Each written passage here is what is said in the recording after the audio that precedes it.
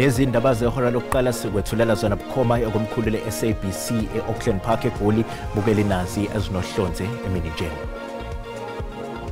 People must not underestimate Umkhonto season, the virtue that we're marching now. We said that we'll give the president 9 o'clock as a deadline because he violated the constitution. Iqembu Umkhonto wesizwe limashela ezindlini zombuso ePitoli ngenhloso yokuphoqa umengameli wezwe ukuba ke esule esikhundleni sakhe kulandela ke izinsolo ezenziwe kumkhuzi wamaphoyisa kwaZulu Natal uLieutenant General Nhlanhla Mkhwanazi ngenkohlakalo eyenzeka ku-SAPS. Honestly, she is blatantly and clearly evading accountability here, and we see this.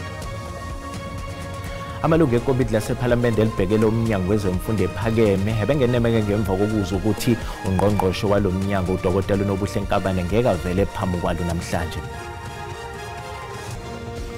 I fail to understand how I could be charged with the murder of my son when I was the person fighting for answers from the police. Sehlehlelo msombuluko isicelo sebheli wesifazane obhekene necala lokubulala ke indodana yakhe beneminyaka eyishumi nemuvo uJaden Lee Meek.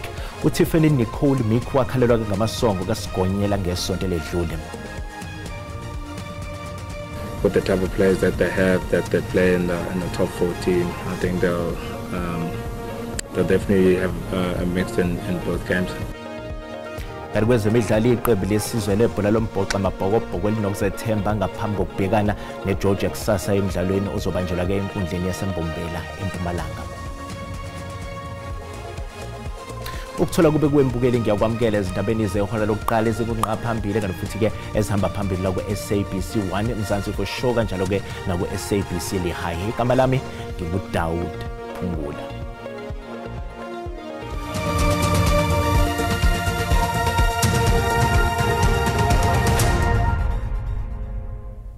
MK Party kanye nezinhlangano ezincane zomphakathi babambe imashi ngokwehlukana enkabeni yedolobha ePitoli elibangiseke ezindlini zombuso ngenhloso yokuphoseleka inselelo obuholi bukaMengameli wezwe uCyril Ramaphosa. Iqembu Umkhonto wesizwe lihola ke imashi yokweseka umkhuzi wamaphoyisa kwaZulu Natal uLieutenant General Nhlanhla Mkhwanazi osanda kudalula ke izinsolo ezishaqisayo ngokuxambukela kosombusazwe ekusebenzeni kumbutho wamaphoyisa. Ngezithuba zehora le-12 abalandeli be-MK Party bese bebuthene eChurch Square ePitoli ngaphambi kwemashi yabo ebheke ezindlini zombuso. Leli qembu likhala ngokuthi umengameli wezwe uCyril Ramaphosa wehlulekile ukusingatha ngendlela udaba lwensolo ezibucayi eyivezwe ngomkhuzi wamaphoyisa kwaZulu Natal uNhlanhla Mkhwanazi ogagule namagama amathile ngokungenelela kwabo ekusebenzeni kwe-SAPS. Umengameli Ramaphosa usesungule ikhomishana ezobheka ngokunye kwezikhalo zikaMkhwanazi waphinde wanika umhlaba khifu ngqongqoshe wamaphoyisa uSenzomchunu. iMK Party itho kwenziwe umengameli akwenele sebemnikeze umnqamla juqu ukuthi ashenqe esikhundleni. People must not underestimate Umkhonto season, the virtue that we're marching now. We said that we'll give the president 9 o'clock as a deadline because he violated the constitution by wanting to effectively appointing a person from outside of cabinet, which violates section 98 of the Constitution and section 91(3), which then says that he should be identifying a cabinet minister within cabinet to preside over the police on a temporary basis, which he has done. So besides that, and trying to bring in a Professor Kachalia from a university to try and preside over this is incorrect and it's unconstitutional. So that's the first thing. What we're going to do, we've said that if he doesn't meet the deadline of resigning, as a constitutional delinquent, we have no option but to take this matter on an urgent basis to the Constitutional Court. Izinhlangano ezizimele zomphakathi iDefence South Africa kanye neUnited Congress Movement nazo ziqhuba imashi nesikhalo esifanayo enkabeni yedolobha. Size la ePitori ukuzokhipha umongameli walelizwe uCyril Ramaphosa. Lokho sifuna ukwenza ngoba sibona ukuthi Ramaphosa akayena umuntu ngempela okwazi ukuhola lelizwe. Ungqongqoshe wamaphoyisa osahlabi ikhifa emsebenzini wakhe uSenzomchunu uthi ukulungela ukuziphendulele ezinsolweni ezenziwe umkhuzi wamaphoyisa kwaZulu Natal uLieutenant General Nhlanhla Mkhwanazi. Umchunu usempangeni njengengxenye yemigubu ye-ANC yosuku likaNelson Mandela esifundeni iMusadladla. Ukuzwa ke kabanzi ngalolu daba sixhumana ke nentatheli yeziko lezindaba ze-SABC uSimphiwe wakamakhanya. Mnguni ake sikwamukele ke ezindabeni zasemini njengoba ke umengameli wezwe uCyril Ramaphosa esungule ikhomishana ezophenya izinsolo zika Mkhwanazi. Ngabe kuthini umchunu ngezitsolo ezifaka phakathi igama lakhe? Phungula angibingelele kuwena kanjalo nomukelo wendaba ngalesi sikhathi uza kuthina nje ungqongqoshe wamaphoyisa usanda kufika ke la enkundleni yezemidlalo empangeni nala khona kubuthelene khona ke amalungu omphakathi njengengxenye yokugubha usuku iNelson Mandela Day. Sikwazile ke ngaphambilini ukukhuluma ke naye ungqongqoshe wamaphoyisa uzokhumbula ukuthi ube ngaphansi kwenkulu incindezi kuselokhu uCommissioner wamaphoyisa lapha kwaZulu-Natal uLieutenant General Nhlanhla Mkhwanazi enze lezi izinsolo zakhe ayibhekise kuyena ungqongqoshe umchunu kanjalo noliphini ke lika Commissioner wamaphoyisa kuzolonke uLieutenant Shedrack Sibiya. Kuzokhumbuleka ukuthi umengameli umemezelile ukuthi kuzokuba neCommissioner ezophenya malungana nalezi insolo ezenziwe uLieutenant General Nhlanhla Mkhwanazi. Kepha ake sicaphune nje inkulumo esibe nayo naye ungqongqoshe wamaphoyisa osathathe ikhefu lesikhashana ngenxa yalezi insolo. Simuzwa ukuthi uthini ngalezi insolo ezibhekiswe kuyena. Uregister we-Ethics and Integrity Parliament ungithumelele insolo wasethi angiphendule kulezi insolo. Wasenginqumela ukuthi ngolwesibili umnqamla juqu okufanele ukuthi ngibe sengiphendulile ngawo. Ngibhizike ngiyayibuka lezi insolo okuthiwa zikhona futhi sengiyiphendulile sengiyayipolisha nje. Ngiyabuka nje ubaba wathi ke uma ngabe kukhona inkinga enginayo angoyixazulula ngamehlo. Ngisayixazulula ngamehlo kwamanje kodwa uzothi ungakafiki umnqamla juqu ngibe sengiyiphephetha nje sengiyibhale kahle ngoba ngiyayibuka nje lento ukuthi kanjani amanga kuphi kanjani kodwa ke uyozwa nawe uma ngabe sebechaza ukuthi ngiphendule ngathini nokuthi kuthiwani umnqamla juqu. Inhle kabi lento eyenzakalayo njengamanje ngiyayimukela ngiyayithanda. Ungqongqoshe wamaphoyisa ke loyo umnumzane uSenzo Mchunu ephendula malungana ke nalo mbuzo esiphose kuyena ngeinsolo ezenziwe uCommissioner wamaphoyisa lapha kwaZulu-Natal uLieutenant General Nhlanhla Mkhwanazi. Kafushane nje ukubalulile uMinister uMchunu ukuthi uyayiphika zonke lezi insolo ezibhekiswe kuyena futhi usekulungela ukuthi isicau lesi esimenyezelwe umengameli wezwe umnumzane uCyril Ramaphosa sokuthi siphenye lezi insolo naye akwazi ukuthi kwazi ukubeka uhlangothi lwakhe kepha akushoyo njengamanje ukuthi yena umsulwa akamataniswa nazo zonke izigameko lezi ezikhulunywa ngazo zobugebengu ekuthiwa ke uyathintakala kuzona malungana necala eselivulwe amaqembu ezombusazwe ukubandakanya iDemocratic Alliance kanye nomkhonto wesizwe party. Ungqongqoshe wamaphoyisa uthi ke cha lokho akumkhathazi inhlaka zomthetho azithathe nje umsebenzi wazo ngendlela efanelekile ngoba yena umsulwa. Asibusele intambo kone Phungula. Alright, sibonga kakhulu yena ke intatheli yezuka lezindaba ze-SABC uSimphiwe kwaMakhanga esibikela bukhoma ke esempangeni esifundazweni eKwaZulu-Natal. Umengameli wezwe uCyril Ramaphosa ugcizelele ukuthi le commission ezophenya ngezitsolo zenkohlakalo emaphoyiseni kuzomele iholwe ke inqubo yezobulungiswa. Amanye amaqembu ezombusazwe amgxekile umengameli ngokungaxishi kongqongqoshe wamaphoyisa uSenzo Mchunu njengoba enqume ukumnikeza ikhefu. Umengameli uCyril Ramaphosa usichaze ngeindlela ezehlukene isabelo mali sehhovisi likaMengameli nokho wakubalula ukuthi ukuphendula kwakhe kuzoba sezingeni likaMengameli. Commission ezophenya ngodaba lwamaphoyisa kube iyona nto okukhulunywa ngayo kakhulu. A country that is committed to the rule of law, the procedural fairness, to transparency, we will ensure that the allegations made around corruption in the upper echelons of South Africa Police Service will be fully ventilated in the Commission of Inquiry process.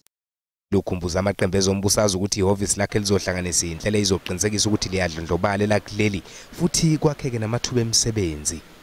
We have to reduce the cost of living of our people.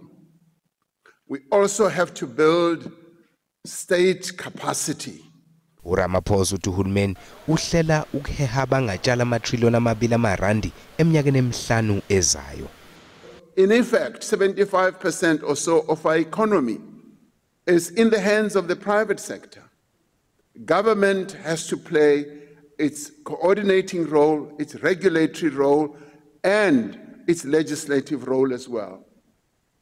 So government's role in part is to create an enabling environment.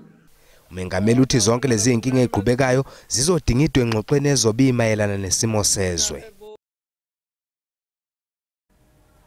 Amalungu ekomiti lasePhalamende elibhekele umnyango wezemfundo ephakeme abengeneme ngemva kokuzwa ukuthi ungqongqoshe walomnyango uDkt Nobuhle Nkabane ngeke avele phambi kwalo namhlanje. Upon receiving the apology from the minister, I responded to her and I indicated that I'm not accepting her apology because it does not make sense. Why would she not be available for today? Her being evasive in this process is not only a spit in our faces, because it's a waste of our time, but it's also a spit in the faces of the people of this country who depend on a ministry that's going to function properly, with a minister who understands their role as far as integrity is concerned and as far as conducting the affairs of ministry honestly. She is blatantly and clearly evading accountability here, and we see this. Blue-ticking us is firstly rendering this committee useless. In the process of that, making it not possible to facilitate proper governance and fight corruption. At the same time, facilitate change that is needed by the people on the ground. It's disappointing to be at this stage, Chair. So I think we're at a state where the Department of Higher Education has never, ever been first of its kind. So no one has seen this nonsense that is happening today. Bukele ke sisathi qhu ezitolo kanti uma sibuya sizokuphathela uDouble team. We have discouraged individuals and organized groups like Operation Dudula who go around at our health facilities demanding to see any form of identity.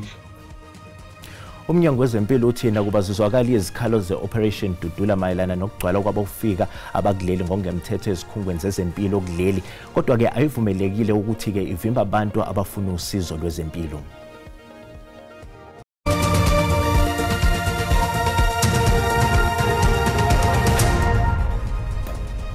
Ukela sikubingelele sikwamukela uma ngabe usanda ngena odabeni oluphambili besibiko ukuthi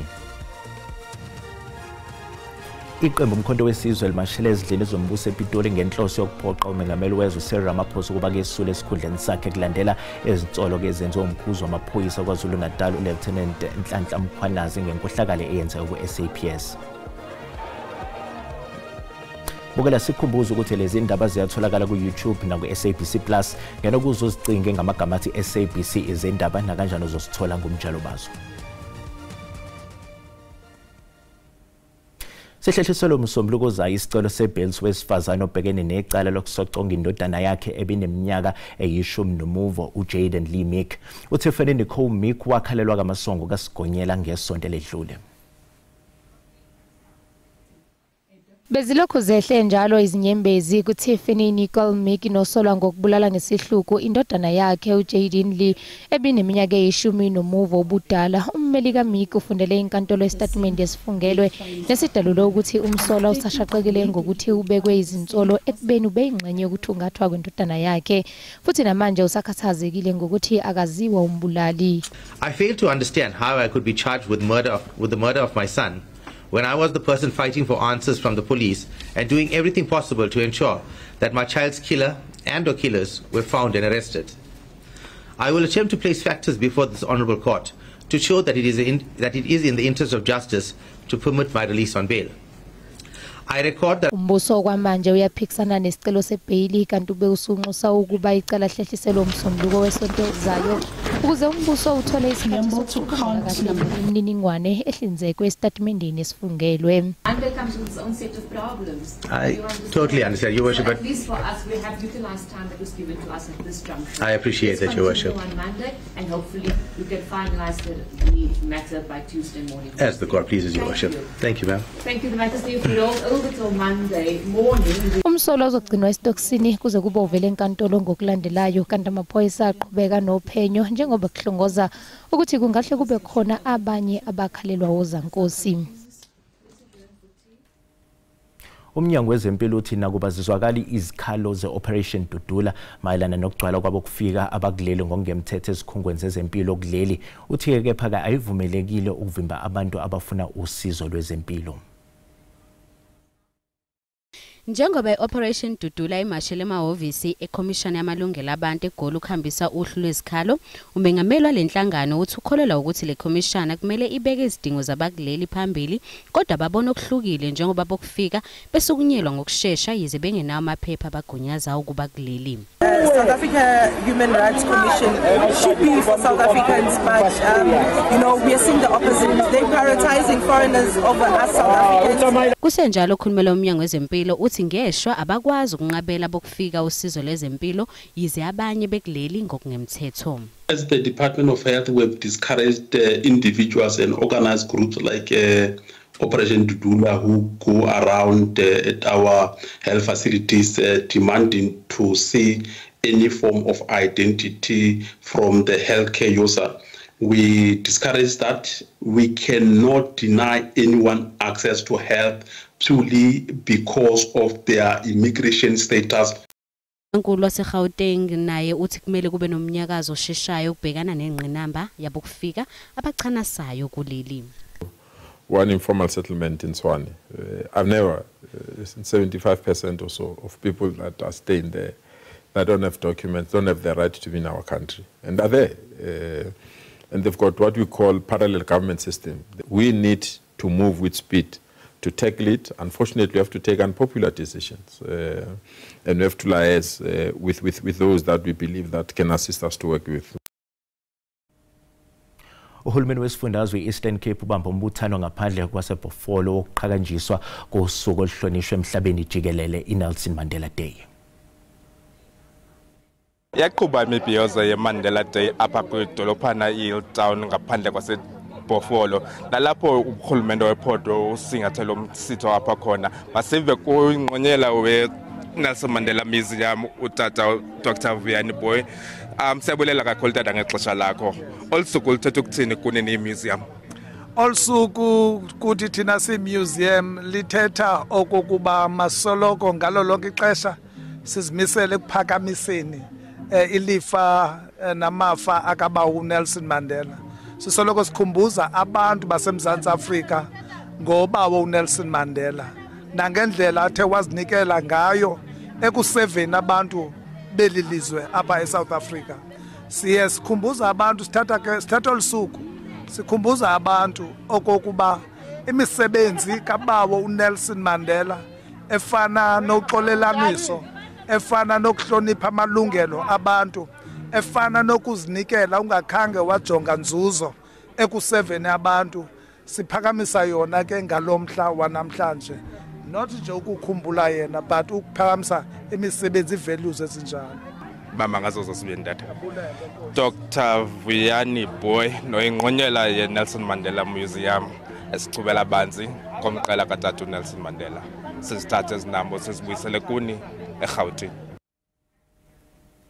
Iqembu lomdanso lakuleli iMario Gomes Hip Hop Dance Academy linqobeke izindondo zegolide eziyishumi-3 nezesiliva eziyishumi-2 kanye ke nezinhlanu zethu semqhudelaneni wendebe yomhlaba emdansweni nokungumqhudelwano obuseSpain. We were quite surprised. So after tallying all the results, South Africa came top as being the #1 street dance country.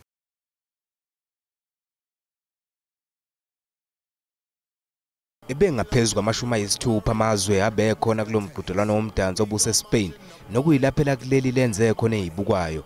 Oqeqesha leli qembu lakuleli elidansayo uthi baye kulomqhudelwano bengazi njengeNingizimu Afrika ukuthi bazomukelwa kanjani. the biggest thing is, so this competition brings dance from all across the globe. There was 51 countries, and it's all the different dance styles from jazz, modern, ballet, tap, but we represented in the street dance, hip-hop category. And literally the first day, you must understand, coming from South Africa, you don't know how they're going to accept us or are we doing the right thing. So when we took the stage and our kids crew won the first gold, I remember even shooting a video with Leclerc and we just burst in tears because we couldn't believe it. Qembu uthi indlela azizwa ngayo njengoba benqobile akusiyona indlela elula ukuba ingachazeka.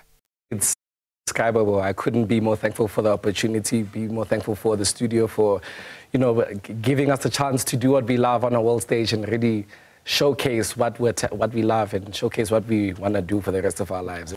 Bengaphezulu kweinkulungwane eziyi-120 abebebukela lo mqhudelwano.